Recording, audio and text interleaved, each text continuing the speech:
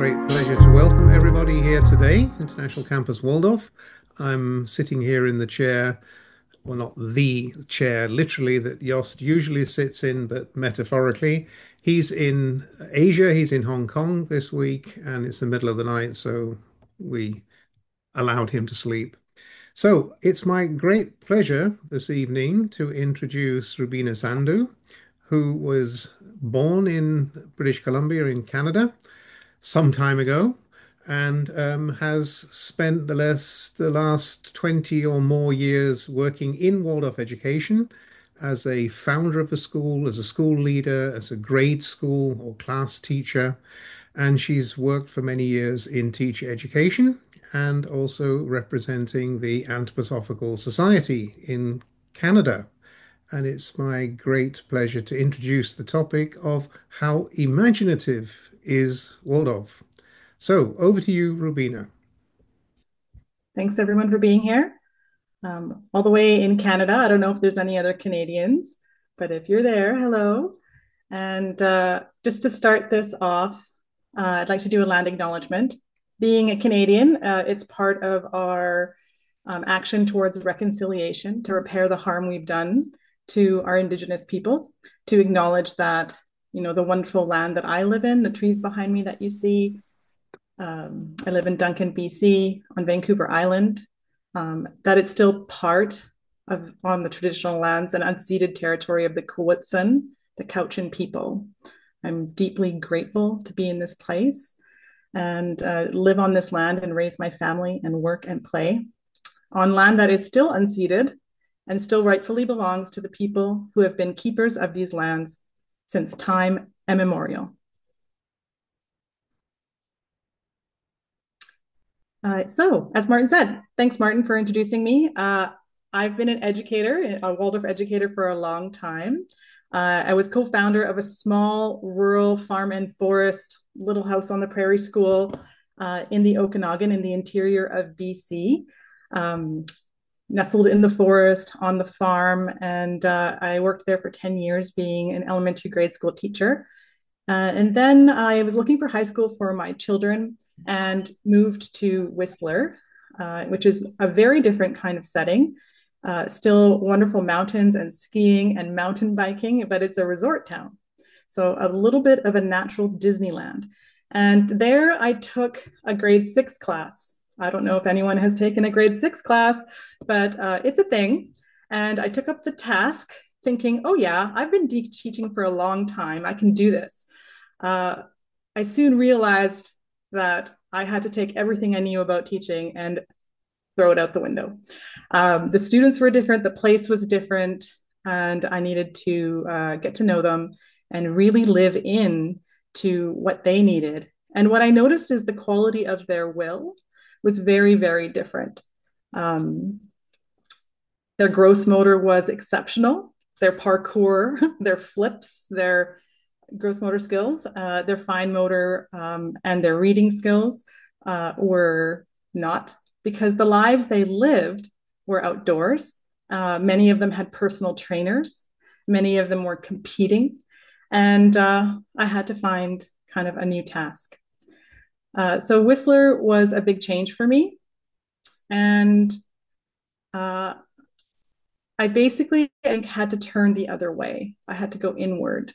I had to find the wellspring that Rudolf Steiner was telling me was there, but I couldn't find in my crisis.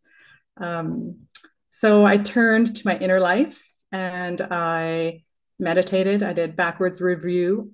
I did preview. So when I was driving to work, I imagined the face of every child with love.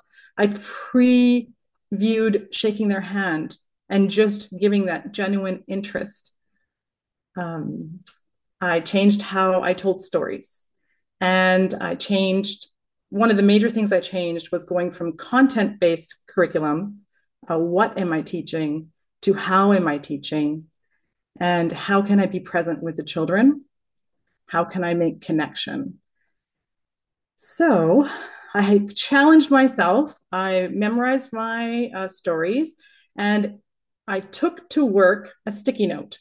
I gave myself a sticky note's worth of keywords in my preparation to bring me to the classroom so that I could be fully present with the children.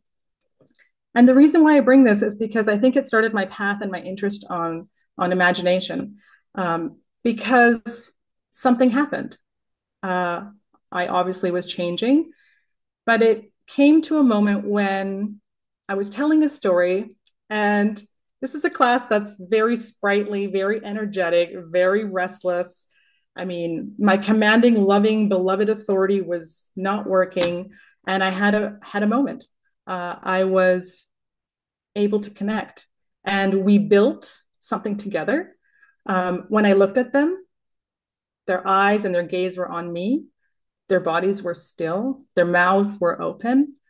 And for myself, I turned my gaze on myself, and I noticed that there was something palpable in the room, something that I could sense, something that was in between us.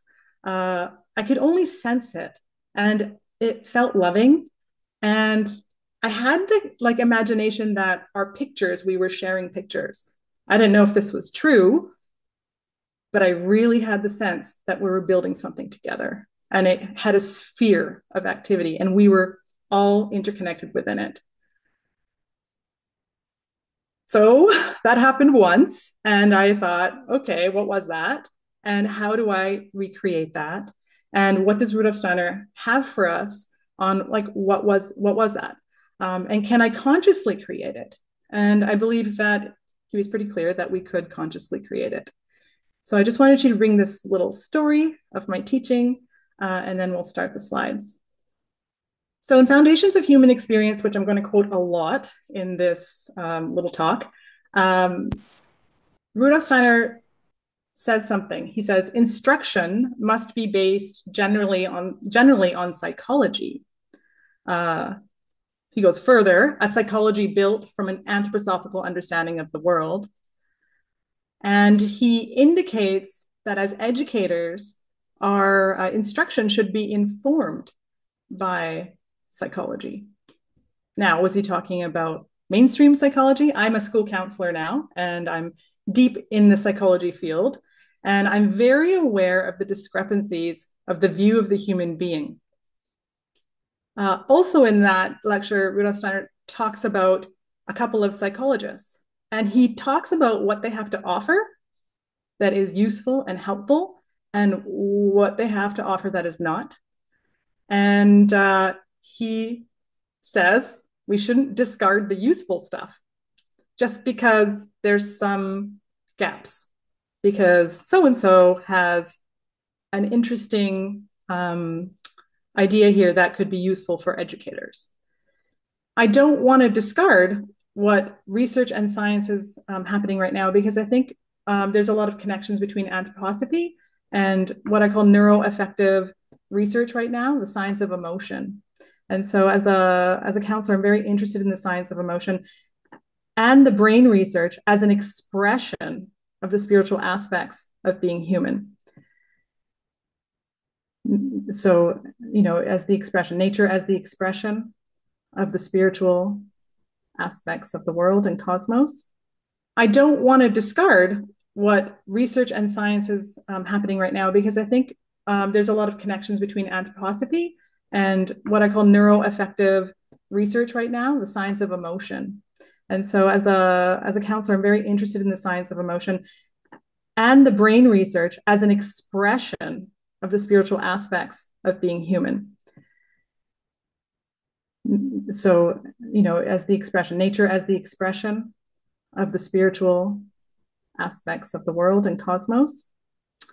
So I was a principal at the time of COVID, and COVID, the mental health movement, as I call it, because it feels like a movement with its own language and its own kind of pulse in the world right now, kind of emerged because of a good reason, a dire need, I think. But one of the problems that Rudolf Steiner articulates, and that I call the body-mind problem, is the kind of omission of soul activity and the soul's relationship as psychological activities to thinking, feeling, and willing. Steiner was very clear that education and psychology can't omit the soul's role, because the soul of the individual human is interconnected with the cosmos. It's like, well, how do we bring that in a valid way? Well, I'm not sure, but we have to have the courage to try to do so. Another challenging concept that he says that is hard to grapple with in contemporary psychology is the concept of the I and its relationship to what I call a continuity of consciousness that exists within the human being. My way of understanding the continuity of consciousness is that in this life, I have a lot of soul and spiritual activities. And those soul and spiritual activities, those inner activities, those invisible activities that I belong to and am a part of, continue after I die, and after I'm a part of a new life. And so there's this thread of I consciousness that is carried within the human being, and that education and psychology needs to really grapple with this and figure out, how do we communicate this for the health and well-being of our students and our world. Next slide.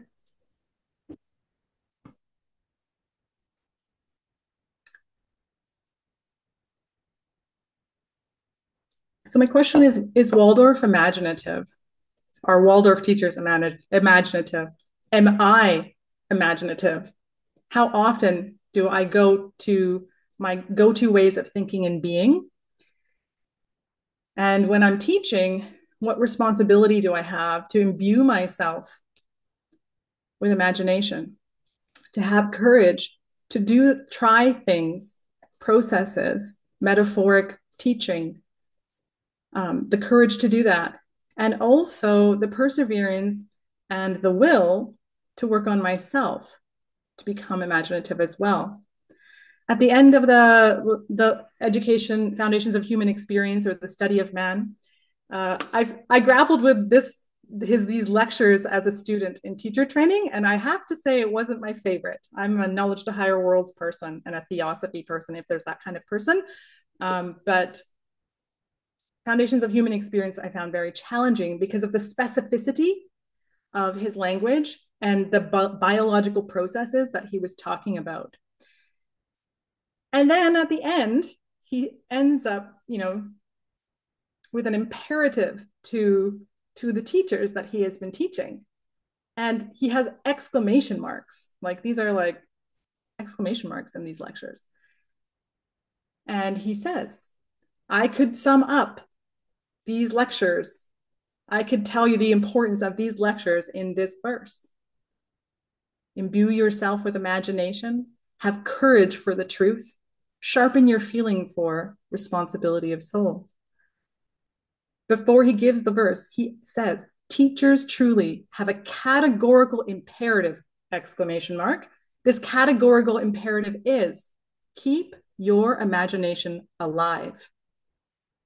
Have the courage to keep it alive in a world that is not suited to helping you do that, and have the responsibility to develop an attitude of living imagination.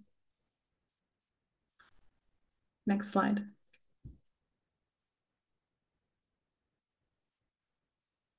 So this is also from these lectures. And if you have studied the lectures, you're familiar. These are directly from the text with a little bit of enhancement with PowerPoint.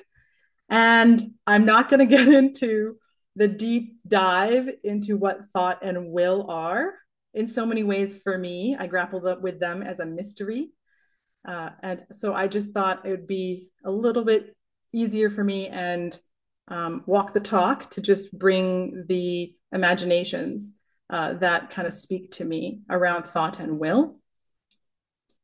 And so Steiner brings to us the characterization that our thoughts are mirror images of things, not things themselves.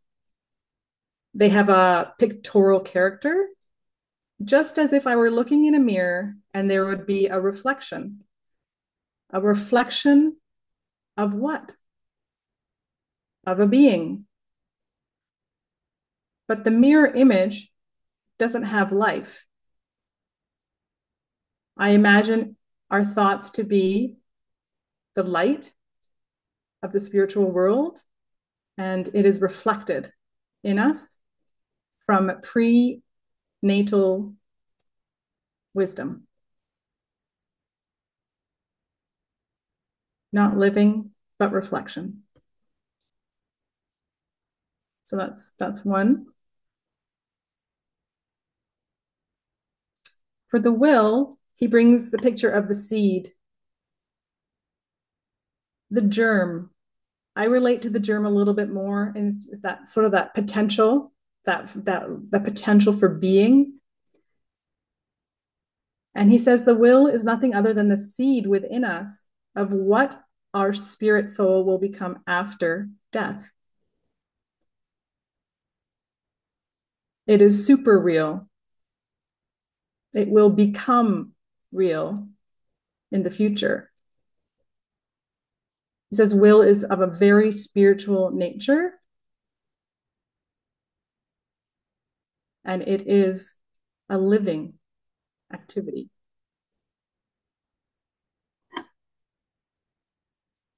Next slide.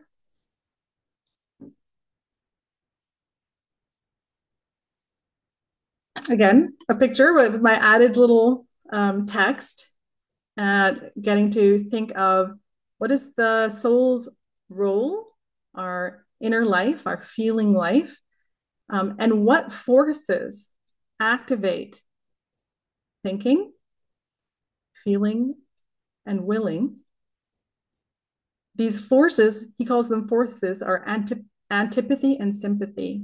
Antipathy being a contractive, repelling, not me experience, and sympathy being moving with, being with. I think of it as so much in so many ways. Sympathy touches with the heart, sympathy touches with the will. In education, he talks about all of education is a breathing process, a breathing of antipathy and sympathy. And yet in the elementary grades, which is more of my world, we have to take into consideration that the young child is more in sympathy. So we also want to bring the will, life, seed forces, the sympathetic forces, even to our thoughts or their thoughts. We want to enliven them. Next slide.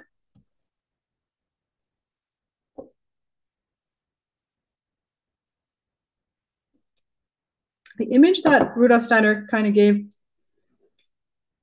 for the will. So we're gonna stay in the will area now because I feel like it's very closely tied to imagination.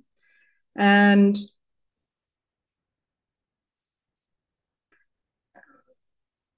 the sympathetic forces are a sensing will force. So he talks about sensing the world, that it has a nature of will with a tendency towards feeling. He says our senses actually communicate with the external world. So in contrast to common psychology, even though there's some studies now that are showing that's not true, our eyes don't look out and get a reflected image back in. There is that our senses reach out with a feeling, sensing will, a kind of touching.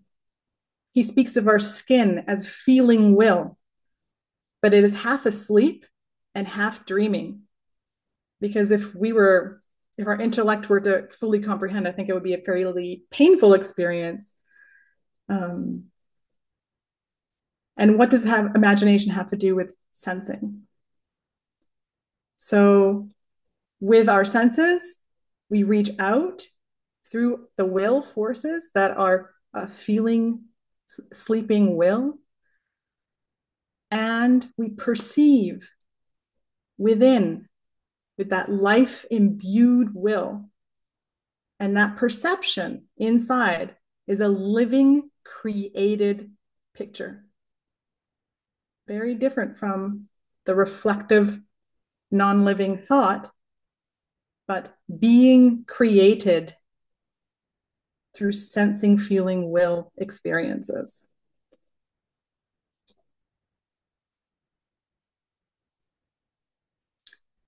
Rudolf Steiner said we must educate the children's will, even into puberty, with will feeling in their senses, and continuously act upon their will, this feeling, sensing will, when we educate them intellectually. In everything children see, he says, in everything they perceive, we must incorporate will and feeling. Otherwise, he says that we would deny the children's sensations. I find this pretty strong, but I mean, it evokes in me a very strong picture, because if I understand the feeling will that is like moving out and building inside pictures, I can kind of understand how, if I'm speaking intellectually about images that are already finished, where is the creative deed that occurs in the children's sensations? So living pictures and imagination actually nourishes the part of their will to build imaginative pictures. It's a very creative act.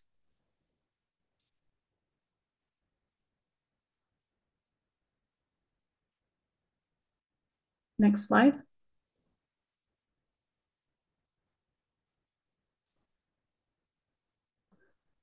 I guess with the topic of, is Waldorf really imaginative? I go, are we really doing it? I think that's what I was asking myself. Am I really doing it? I think I could feel it when I was. And I think that I was different when I was doing it. That's my action research, as Martin would like to call that, I think.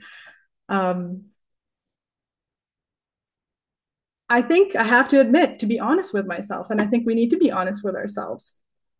Life is busy. As a grade school teacher, I'm learning new curriculum every year, and kind of drowning in all the content and trying to decide what's important while the world is continually seemingly changing, and while the students are also behaving very differently. So I think time was my enemy in terms of cultivating and imbuing myself with imagination, and taking the time to think creatively of what living pictures I'm going to bring. I think oftentimes I use Steiner's very good examples. Wow, I don't think I can come up with examples as good as him. So I might as well use his. I mean, they were helpful to learn how to create them, but I think we've been around for 100 years and we need to get good at it enough so that we can articulate it. That's what I'm proposing to myself. And why is it so important in this day and age? Well, the students are already inundated with images. They have image indigestion. Their souls are being filled with uncreative, already made pictures that they're emotionally responding to all the time. They're also inundated with information while they look at those pictures. So there's like these two activities happening at the same time: antipathy and sympathy in microseconds, building up in their bodies. Next slide.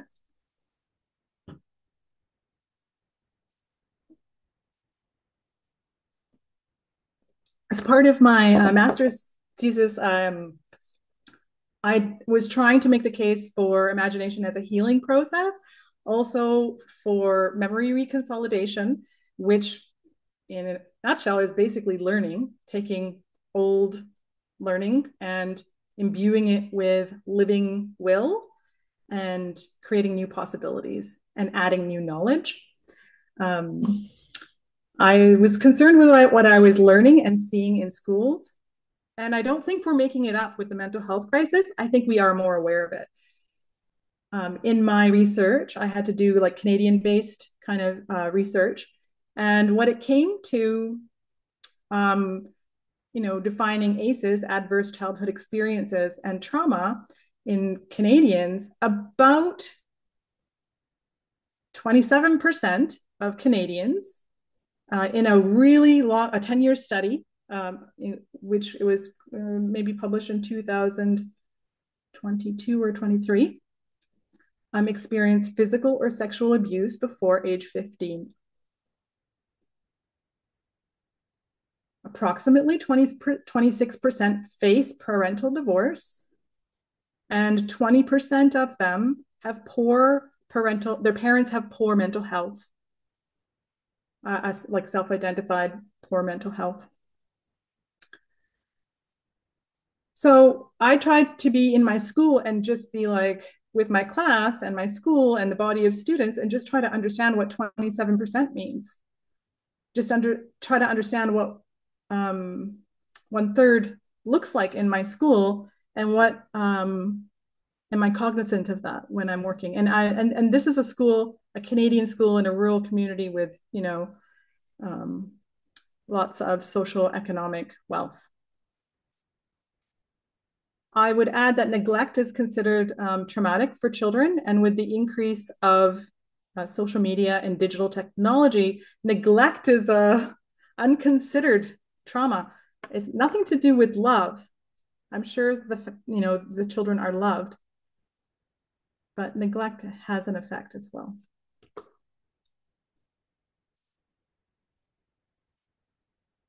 Next slide, please.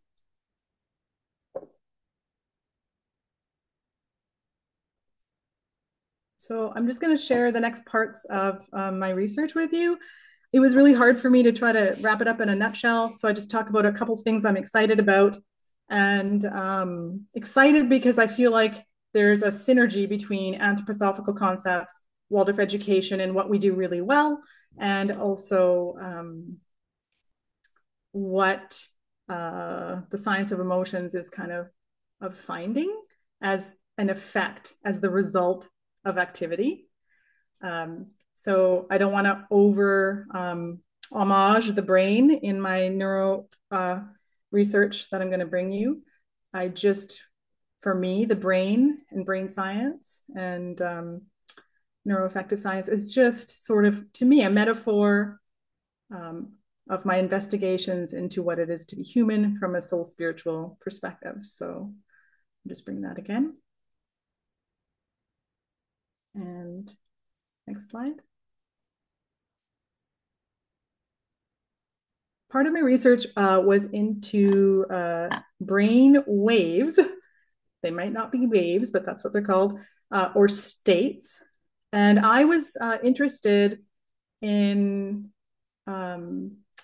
looking at Rudolf Steiner's, how he talks about sleep, dreaming, and being awake, in different aspects of our thinking, feeling, and willing, and how he associates those states with the development of the human being through the lifespan. So the young child being in a more sleepy state where they're one with cosmic intelligence, as Jost would say, and into the primary years and middle childhood being in dreamlike, image-rich, strong imaginative play activity, daydream-like and dreamlike, and the adolescent moving from daydream to more of an awake, adolescent up to elderly, awake on a scale.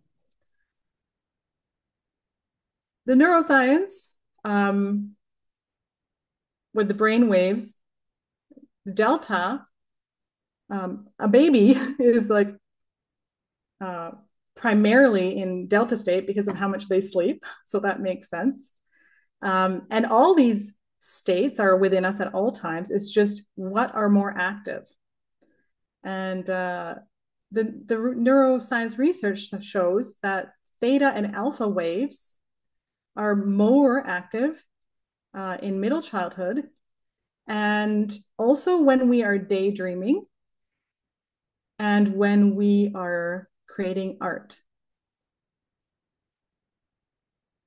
Theta and alpha waves are considered to be health giving, reducing stress. These are things we know, but it's just bridging the neuroscience. And with the executive functioning, the multitasking, and the doing the tasks and being more awake is more of the beta, where independent judgment, conceptual thought awaken. Beta is apparent faster, active with critical thought and reasoning, and also stress. It's identified as with stress. So when I think of the verse, imbue myself with imagination, I found these correlations helpful for recognizing what state do I need to imbue myself into? What state do I need to recreate for myself? If I'm in beta and I'm have a teacher's meeting and I'm running with all my folders and I'm meeting a parent at lunch and I'm really going to have an uncomfortable conversation, and then I need to check my emails and answer them all and plus do my planning and hand that in. I mean, what is my effect on my students? Next slide.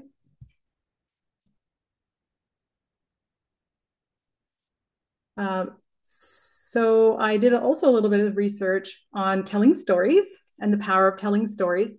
And there's been some research on mirror neurons, so co-regulation. And when they're showing that if I'm with a person and I'm regulated, like in a therapeutic context, I'm regulated and I'm with someone who's unregulated, there's a way through dyadic conversation and presence that we can start, I can work to have, we can create, our cells, our brains will mirror each other and we can co-regulate. There is another phenomenon called synchrony, and I was particularly interested in narrative synchrony because when we tell stories, they're learning about what happens. And this is not only the brain, but it's also the heart and the physiology. And they often use MRI or EECG. And so I wanted to take you back to my story where I was like, what's happening? I'm really feeling like we're sharing something here. And so I was really excited to learn about this, about what happens when we get caught up in a story. And what is being shown is that the heart rate of the listeners, their gaze, and their pupil size synchronize. And they synchronize to the talker, to the storyteller. So their heart rate will synchronize to my heart rate. Their pupil size will synchronize to my pupil size.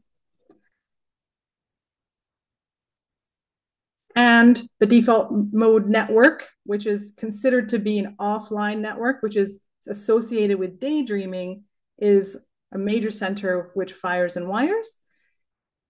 And they, in the research, they often don't tell a story. They listen to an audiobook or watch a film, and they observe people. But what they learned is that it didn't matter the flashing lights, and it didn't matter like the more active parts of the story, but it was meaning and emotional weight, the emotional weight. was what caused the synchrony. The alignment was strongest during narrative importance or immersion. So attention does matter in narrative or neural synchrony.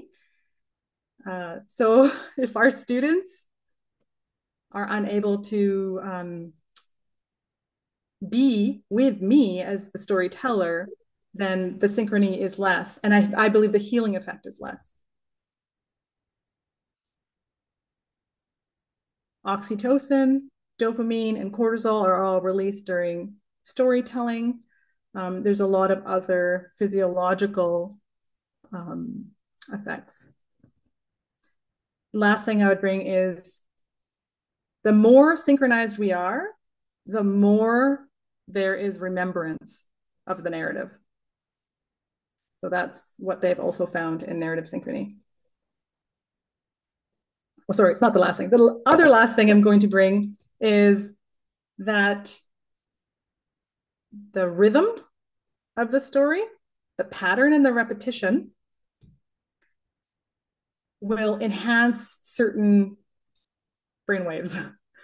And it's been shown like the tone of voice and the rhythmic quality can kind of speak to the delta part of our brains, which is the sleep, right? The sleep part. And I think of the Grimm's fairy tales and how is there first the first brother, and then the second brother, and then the third brother, and all those repetitions, how that's really in the sleep state. And imagination increases theta waves. Next slide, please.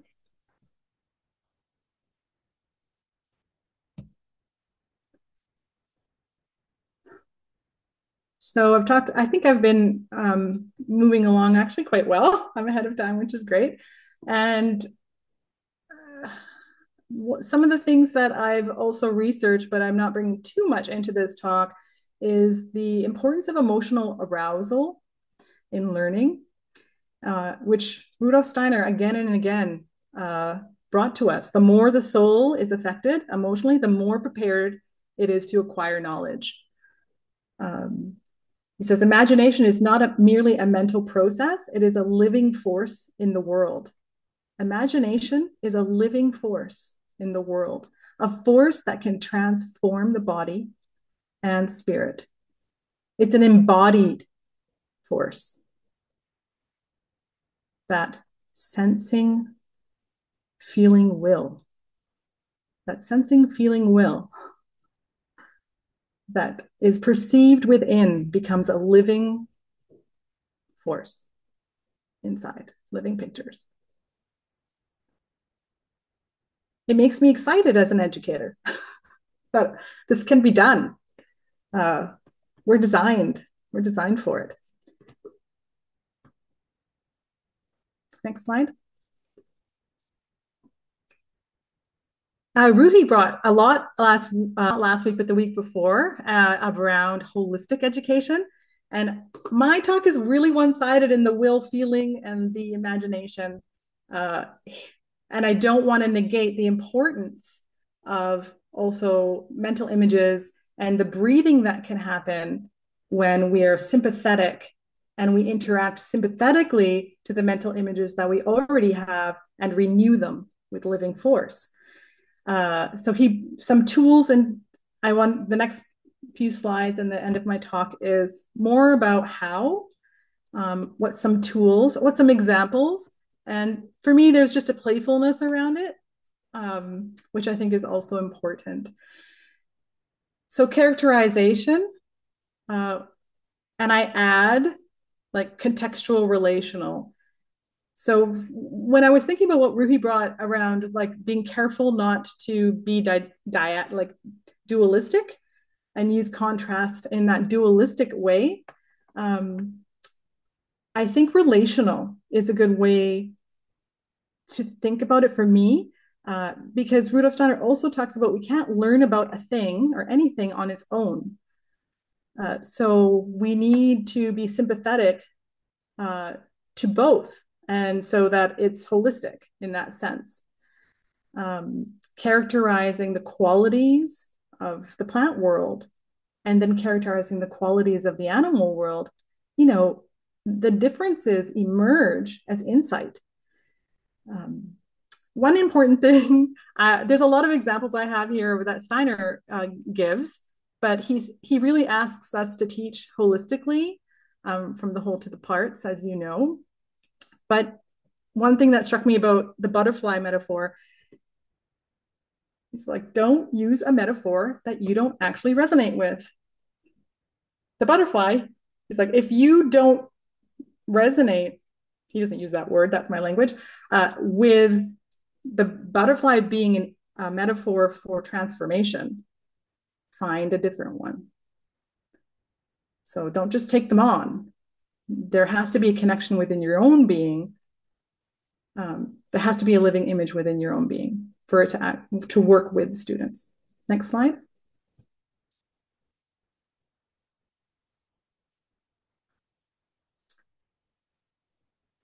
I've been part of a study group with organic thinking a few years ago. And I appreciated the metamorphic nature that it kind of taught me to how to work with study. And I appreciate Goethe's archetypal processes of life as a good way to design my teaching, to design my therapeutic sessions, to design my recall with students or my artistic activities. Part of my research was, is art healthful?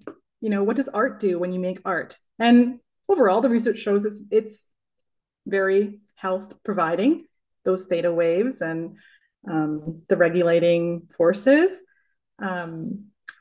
I don't know that all art is imaginative. And I wonder sometimes in the Waldorf classroom if art becomes a mechanism and not a living process. I call it artistic contemplation. And in honoring the soul life of each of our students, what opportunities are we providing them to engage with their own living pictures and express them? And so I think it's good to learn how to draw, and I think it's good to copy the teacher. And I also think it's really good to have free rendering. But free rendering isn't the solution to copying. There's a whole bunch of soul life in the middle. And there's so many ways to take the arc of a story or the metamorphosis of a hero from seed to fruit and help the students bring their feeling will, sensing feeling will to that in imaginative ways.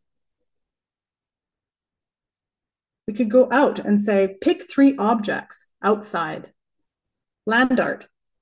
1 object for the hero when he started his journey, 1 object for the hero when he was in crisis, and 1 for how he was changed.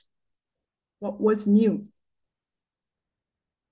Or 1 seed for how he felt when he was alone, draw 1 image for when he was alone, draw 1 image for when he was helped, and put them together in your image.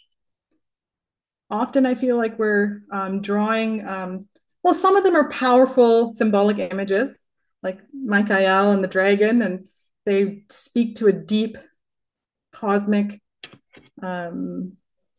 life and wisdom. But the soul moves. And art is a great way to be able to move pictures and place pictures side by side in exploration of polarity, expansion and contraction, in decay and life, in complexity and enhancement. Can you change the slide? Thank you.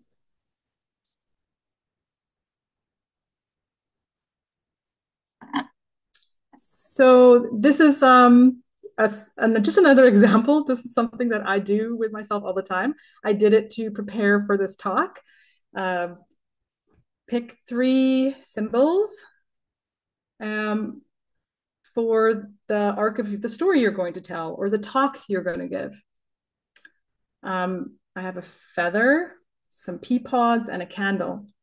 I could tell you the biography of Buddha, and I could probably tell you the arc of, when Siddhartha was in the tower and he was in behind the wall, and then he peeked over and saw the suffering, and his heart fluttered like a feather in the wind.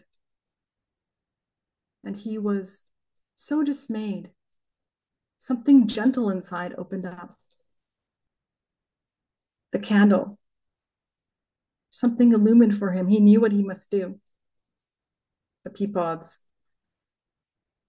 He led a new life and he sowed new wisdom throughout the world. I just made that up right now with you. I wonder if we asked students what symbols they would create for Buddha's biography, what they would come up with.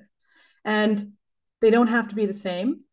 And also, what would I learn about them? Also, when I told you that story and I used the images, my heart spoke. I could feel it. So this is just an interesting thing that I do also in my counseling. And there are some therapeutic models that offer this as a resource. So I haven't come up with this on my own. Alchemy, is moving the heart through images is a long-standing human practice.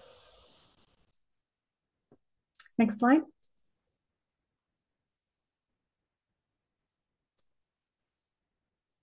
I've been working on developing one of my own and trying them out.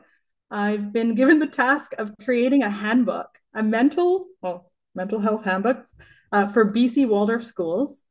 And it's been a challenge for me to bring the neuroscience and the anthroposophy and then try to bring practical tools. So some of the practical tools that I've given you are in my handbook that I'm not finished yet. And I have been musing on the individual biography of the students. And I've been doing a little bit of research because for myself, when I first was teaching, I think I spoke to the we quite a bit. And in that dream thinking place, the social network of the class and our community is so important to our learning and to the living images we are co-creating together. So powerful. But when I look back on my own teaching, I ask myself, one, in those artistic processes, did I allow enough opportunity for the individual soul of the child to be expressed, to be played with, to be explored in implicit ways? But also, what I've learned a little bit about memory reconsolidation is when I did recall, when we were remembering the story, I stayed for the younger parts of the years really closely to what happened. And then through the middle, how the characters felt. And towards the upper, their perspective, taking the perspective of a character, being a peasant or being Julius Caesar or, the queen or the king, and having that responsibility.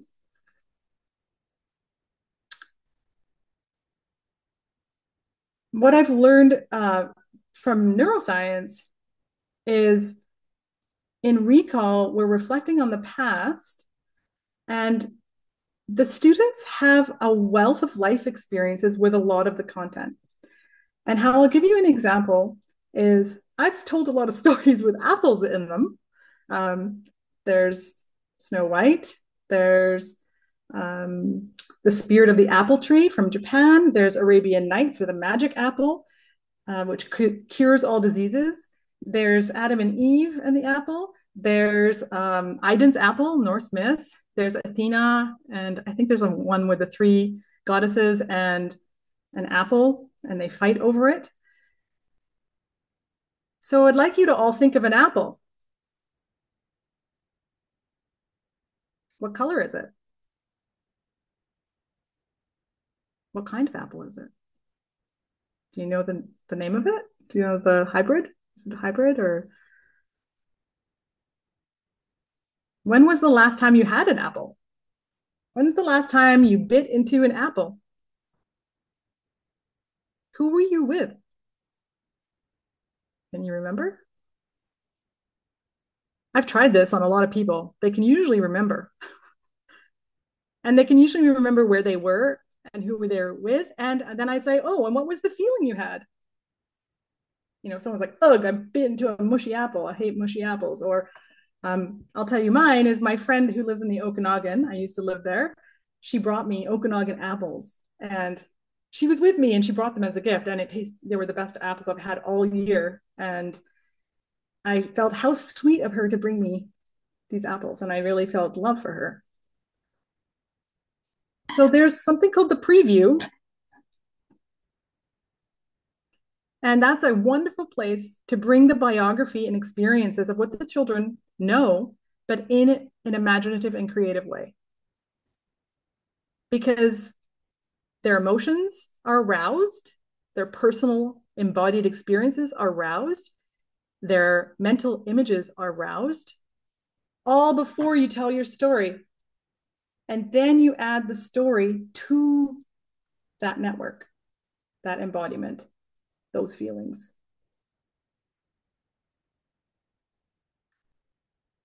I looked a lot about what Rudolf Steiner said. How early can you bring in children's biography? Because I've been trained kind of like, you know, after puberty or something like that.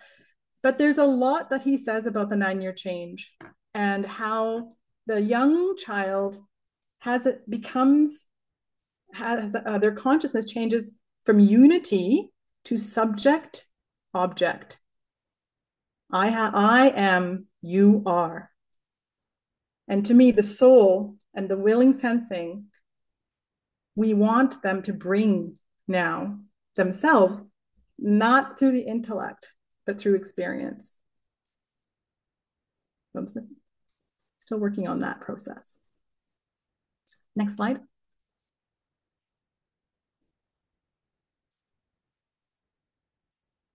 This is Martin Ross and the self-activity of the student. Again, when I'm looking at my teaching, when I bring self-activity, do I do it in imaginative ways? Do I do it in ways where it's not experiential? I mean, I believe in experiential learning, but for years I've been like, well, Waldorf isn't experiential and it's not artistic. I'm not really sure what it is, but I think it's process-based is what I'm coming to. These living processes, this relational learning, and honoring the child's time for personal expression and processing, and also allowing them to have some dyad work so they can mirror each other, synchronize with each other, and share their little images or share their pictures that they've developed from the depths within their souls. And so I just want to say that their biography matters. Next slide.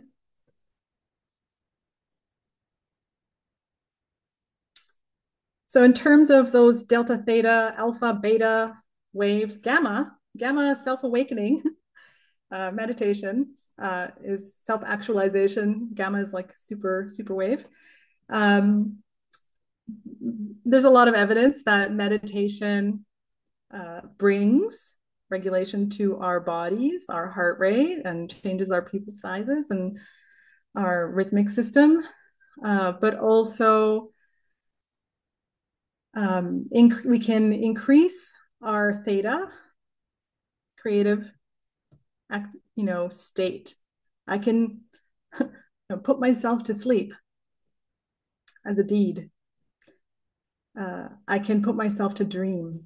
I can make myself dream. And how I do that is by engaging in these meditative practices. And also, I think trying out some of these interesting metamorphic pictorial processes.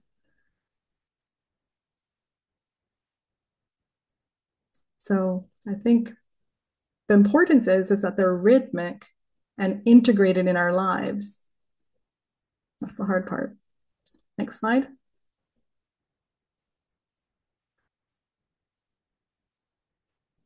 So I think Waldorf education has a lot to contribute to the mental health movement in relation to the soul, because of how we see it, the psychological processes, and how Rudolf Steiner gave us really clear differentiation for us to understand thinking, feeling, and willing.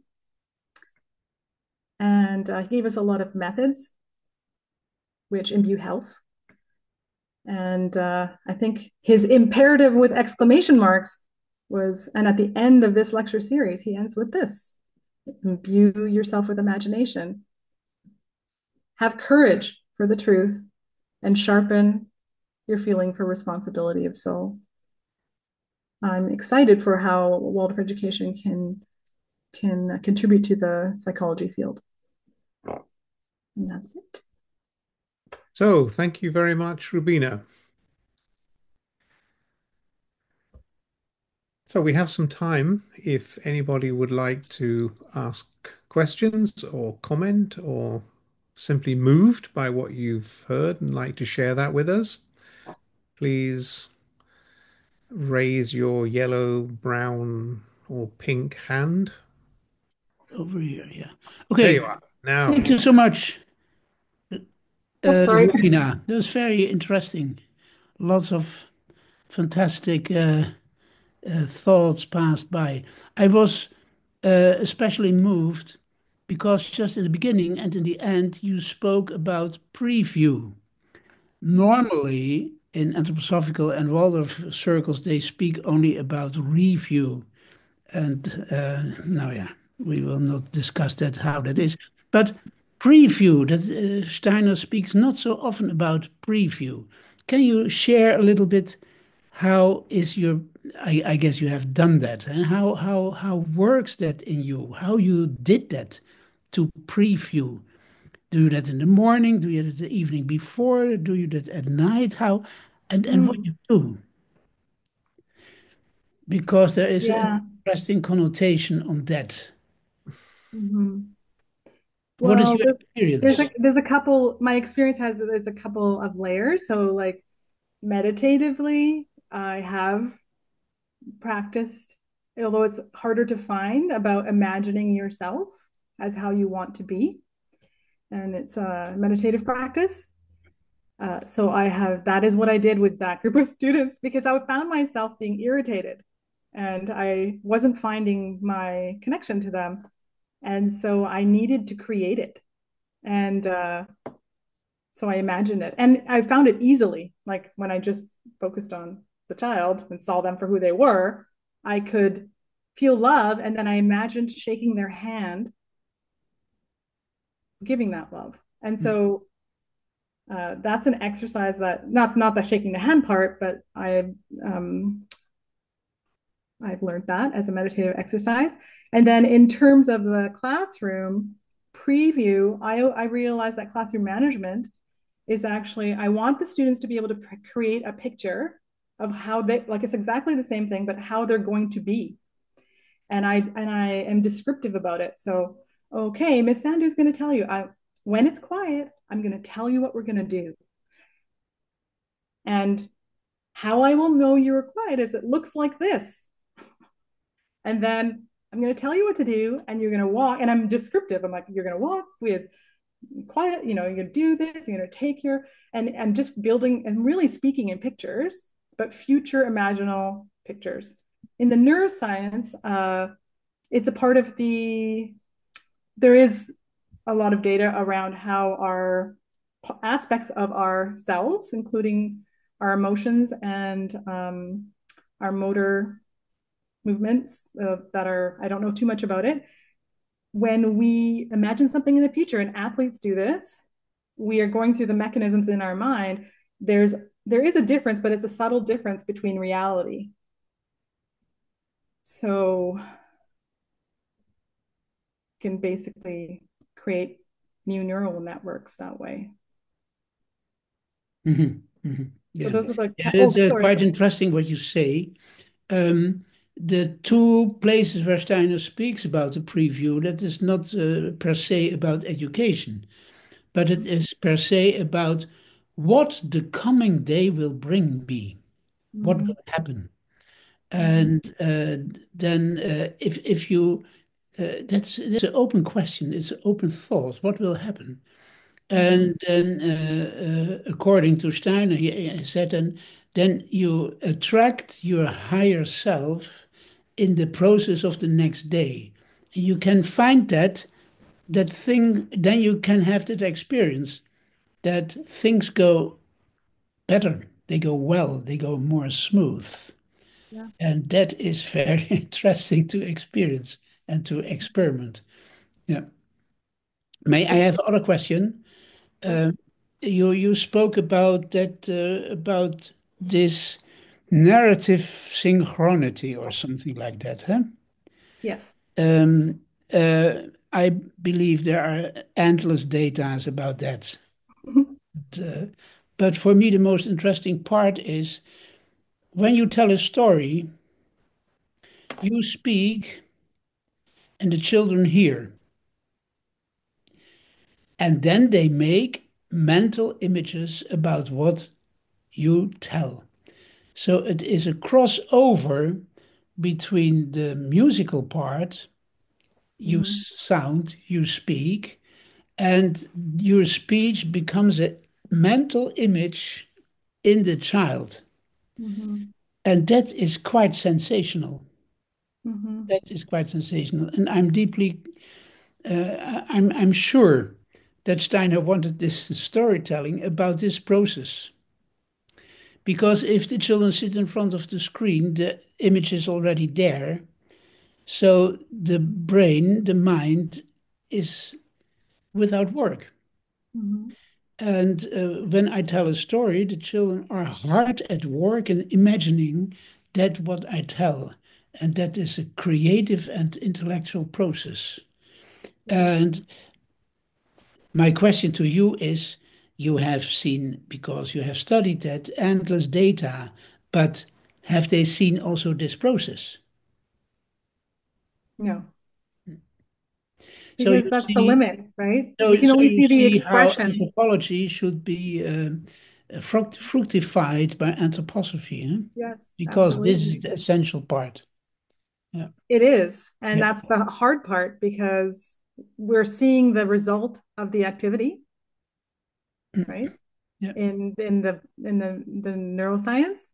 And mhm, so Steiner is very clear. yeah. Like we need spiritual science Yeah. to know that. So thank you so much. Thank you. It's very interesting. Thank you, Christoph. Are there any other observations or comments that people have? Liz, Bevan, Hey, presumably, Rubeena. Hello. presumably in the same time zone. Yeah, I think so. we I'm are. on the west. Yeah. Yes, yes. So, daylight. Daylight, morning, New, uh, mid-morning. back. We came back this weekend. It's a bit of a shock. Um, I would also like to pick up on this point that Christoph raised about preview and the child's biography. Mhm. Um, as our audience in our schools, the range of our students has expanded. We're confronting some really interesting questions about our English language learners and traditional approaches in Waldorf classrooms to storytelling. When I began long ago and far away, you just sort of told the story and you assumed that all children would somehow, by osmosis, absorb language and images, and those who didn't speak English, which is the language I'm working in, would acquire it. And there's a truth to that, but there's a whole lot more that we know now.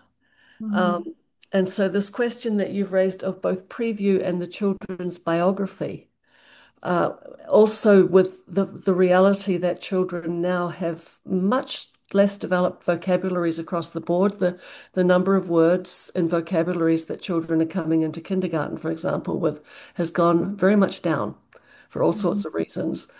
So I'm really interested in what what you've researched around this scaffolding, previewing, getting the children to a point where they can work with the story without impinging on their freedom to imagine.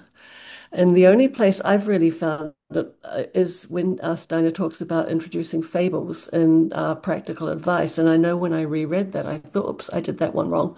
Um, but what are your thoughts on that? Thanks. Yeah. Well, the preview part is part of my own kind of research, which is from my teaching. I have experienced the value of preview um, to speak in pictures. And then because I have a degree in fine arts and I've taught a lot of art, and now I do art therapy, and I also work with students who are international in my work as a counselor quite a bit, actually. I'm becoming known as the person who works with international students. And I think it's because of the mobility of the picture thinking. And why not start with pictures? If they're so powerful and they speak 1,000 words, and everybody, if we have a soul and we live in this life, has a multitude of experiences. When we talk of embodied education and experiential education, I kind of thought my translation of that from what I've read of Steiner is that the experience is an inner experience and there's an outer experience, and we're in continual like the and are you with me exchange. And in the soul life, I mean, I think just I think moving pictures, whether they're in the mind or on the page, and dyadic work, like partner work with the other, always with the other, um, there's something. So that's how the preview is possibility. To me, the preview is a kind of will force. And it's maybe and if we do it right, using the sympathetic forces, then they are kind of hopeful or loving and future oriented in an exploratory, loving way. Does that help? I don't know if that answers your question. Yeah, it's I think as we're doing every day in this work right now, challenging what we've always thought is the right way to do something like storytelling and really looking at those children in front of us. Yes. Yeah, so thank you. Perhaps one of the aspects of this preview or imagining how things could be connects to the work of an Israeli researcher, Melker Margalit, who is a one of the leading researchers in salutogenesis. And his team have explored children who have experienced trauma, and they're looking not only for the sources of resilience, but also for the sources of hope. And Mm-hmm. hope is a technical term, as it were. It's a technical psychological term, which means that you can imagine Yeah. a better way of being. You can imagine a way out of the situation that you're in. And that therefore, one of the things that you can do to help children is to model ways out of their present situation, but also simply to visualize them yourself and encourage them to visualize. So I think this idea, this notion of hope, being able to imagine a way forward, imagine another way of the situation to develop, is part of Yeah. this preview that you ask children. What the question I have to you, you mentioned at some point earlier in the talk about children's artistic activity. That there, if you like, there are two sort of sides to it. One is, if you like, the technical side, learning to represent and form shapes and so on. And the other is to give expression to their feelings Mm-hmm. in their artistic work, drawing, painting, modeling, and so on. Could you say a Yeah. little bit more about that? More about both or About not so much hope, but giving children, enabling children to express themselves Mm-hmm. rather than getting them to copy the form that you've just done on the blackboard. Mm-hmm. To be imaginative Yeah. in their drawing and Yeah. painting. Yeah. Mm-hmm. I guess I have become more and more attuned with the role of the soul and how the soul is very intertwined with the individual essence or biography of a human. And I see the feeling life as very personal. So, like thinking as where we join in the universal. But if the feeling life is personal, then what opportunities am I providing for that personal exploration? I mean, a student will hear the same story and sure, they'll synchronize and will synchronize together. But depending on their biography and the experiences that they've had in this life and where they come from in previous lives, what they retain from the story and what's important to them in the story, I don't know. And I want to know because being able to um, take all feelings, those feeling impressions in the soul, they need to come out through personal expression. And the art form of curating how they do that is, I think, a neglected part of our very wonderful methodology. I'm just wanting to slow down to that part and go, oh, there's like so many things we could do to be curious about how these individual students are going to express their learning and how they relate. How you and I relate is going to be totally different. So it's about providing those opportunities. And I find um, symbols, symbolic thinking in a very quick and easy way to do that, like I did with the feather and the. I find children are they're able to they're just like that they're so playful into it, they don't have any problems doing that. And then for them to be with another kid and share the differences, there's so much like aha, it's like, oh, I picked a feather for this part but you picked a frog, I picked a this for this but you picked a. And all of a sudden the social emotional learning is expanding their experience by empathy. Does that help? That's kind of like, I just don't know that there's a lot out there. There's a lot of adult learning processes for doing it. And so trying to come up with how we can create methods for doing this that work with children is an area of exploration. So encouraging children to tell their stories as well. So narrative, instead of us telling stories to children, children putting their own experiences into narrative form, but also making up imaginative stories themselves. Yeah. As a processing, right? Yeah. Yeah. Yeah. Yeah. Yeah. Thank you. Do we have any further questions or observations? You spoke several times about imaging, about speaking in images, finding metaphors, and so on. And it's well known, huh, that Steiner again and again said you have to speak in images, you have to be creative, Mm-hmm. use your imagination, and so on. I have experienced that we say it very often, but when I ask people how you do it or how you found the source that you are imaginative, it's very quiet then in the room. And if I do with students very simple imaginative exercises, then you see how extremely stiff our thoughts are. So my question to I could give examples. I will not do that because they are very funny. But do you have a method to show teachers or students to become imaginative? Not to speak about it, but be it. What is your experience? May I ask that? We have a little moment, huh? Yeah. We do indeed. Yeah. Uh, well, yes, there are. I think there are several streams out there that provide some resources.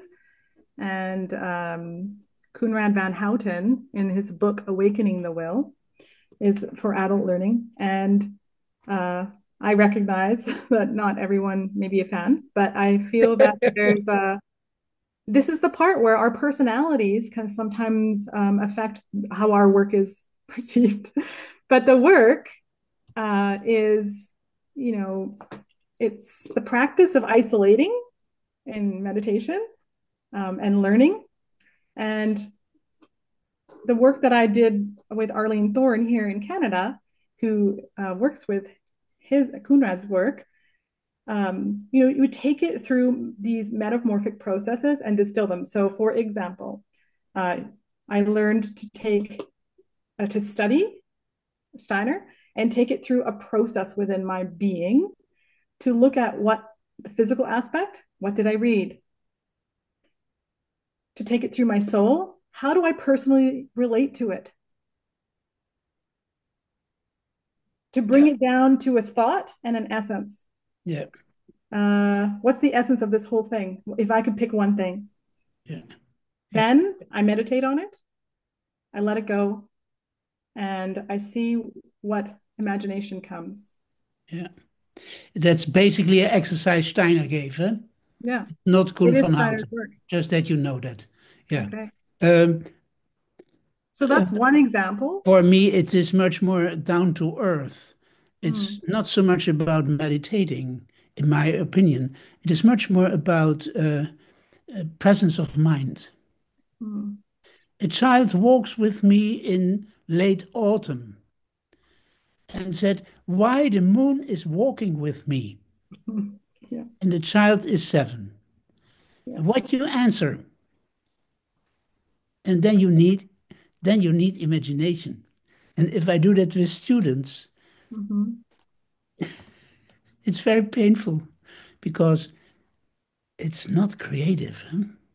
You have to go through that process, finding situations where you ask how you could make that creative, that the child can understand that. Yeah, yeah. I think it's both. It's a What presence I of mind. The it's a other exercise you talked yeah, about, Steiner gave, that is the process yeah. of study, basically. Huh? Yeah. It's the process of study, and then that Goethean kind of metamorphic Yeah. process, Mm. which is very practical. And I feel like those two things build the Yeah. presence of mind that you're talking about. But we need to go and we need the meditative practices, and then we need to engage in that kind of the practical willing of doing the work, Rosicrucianism and alchemy, kind of spending time with moving images, spending time Yeah. with Yeah. being in the symbol, and Yeah. then the presence of mind is developed, I think. Mhm. We hope. Yeah. Okay, thank you. Yeah. So that was a very polite and effective response. So I think we're moving towards the end of our time. If you have a last thought, otherwise I'd like to just announce next week's speaker. Next week, I think, is Kath Bransby, um, who is going to talk about how parent-friendly is Waldorf education. And I know that Kath will be drawing on research that she's done in the last couple of years in the UK, interviewing many parents about why they chose Waldorf and what it was about it that attracted them, which came up with a lot of very interesting answers, perhaps not the classic Waldorf answers that we would be waiting to hear. So we look forward to that next week. And I don't know if Kath's here actually this evening. Possibly she is. So unless someone has a final comment, I'd just like to thank Rubeena for that very inspiring, very lively, imaginative talk, and lots of ideas there packed in, very practical. and a very sort of solid anthroposophical basis to that. I think it's important to mention that because sometimes I drift away from the source, at least verbally, but not inwardly. And I think it's really important to see how these basic Steiner exercises and these, in a sense, very simple suggestions from the Foundation's lectures and so on, how these are ideas that we can build on in a very concrete way. So thank you for that. And you can go and enjoy the rest of your day while those of us in other parts of the world will be going to bed soon. So, Sleep well. Bye. Thank you so we look much, forward to Rubeena. seeing you all next time. Bye bye. Okay. Bye. Thank you. Bye bye. Bye bye.